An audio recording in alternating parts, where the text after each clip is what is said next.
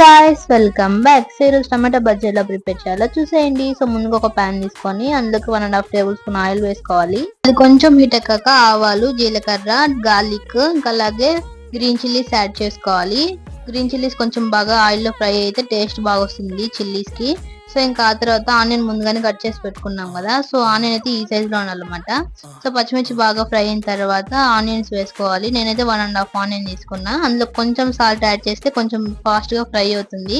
So onion బాగా fry అయిన తర్వాత నేనైతే 3 టమోటాస్ తీసుకున్నా. అందులో కొంచెం పసుపు యాడ్ చేసి టమాటా మ్యాష్ అయ్యేంత వరకు బాగా ఫ్రై చేసుకోవాలి.